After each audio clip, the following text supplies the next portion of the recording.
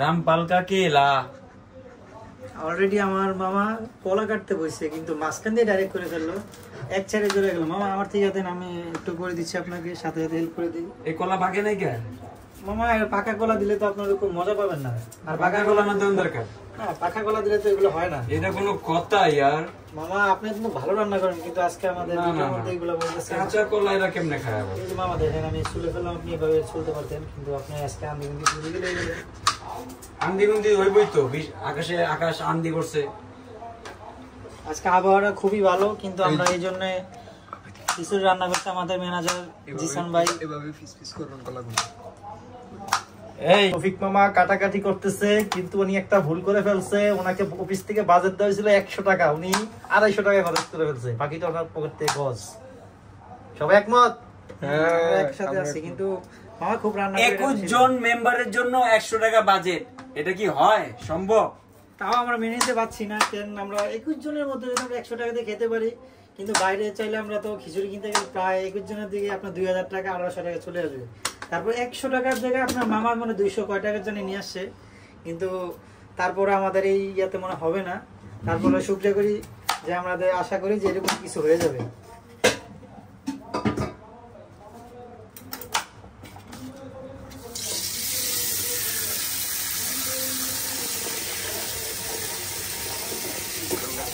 এখানে রান্নার জন্য আমাদের মামা কাজ করতেছে।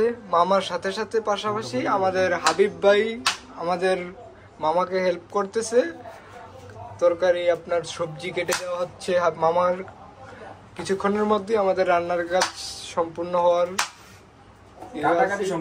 কাটাকাটি সম্পূর্ণ হবে ইনশাআল্লাহ। আমরা আমাদের রান্নাটা কখন হবে আমি জানি না, কিন্তু আজকে বাইরের অবস্থা খুবই ভয়ানক আর দেশের পরিস্থিতি খুবই খারাপ।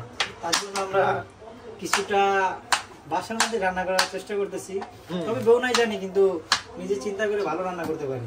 হ্যাঁ হ্যাঁ, তারপরে মামা যেহেতু আছে আমাদের কোনো চিন্তাই নেই ইনশাআল্লাহ। আর এর উপর আমাদের কোনো ভরসা নাই মামার উপর ইনশাআল্লাহ। ড্রোন শট নিবেন না? Drone shot.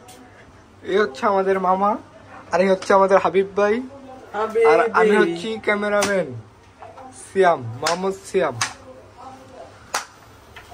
হ্যাঁ, দেখেন আপনারা কিভাবে কাটতেছে, দেখেন আপনারা কি সুন্দর করে কাটতেছে। এগুলো ধোয়া হচ্ছে, ওই যে ওই দিক দিয়ে ধোয়া হচ্ছে, এগুলা এদিকে কাটতেছে, এদিকে বৃষ্টি হচ্ছে, ওই যে বাহিরে বৃষ্টি হচ্ছে। আমাদের ওয়েদার খুব বাহিরের দিক দিয়ে। হ্যাঁ, এখন আমাদের আলু ছোলা হচ্ছে। হাবিব ভাই ওইদিকে মামা, আমাদের মামা গাজর ফিস করতেছে।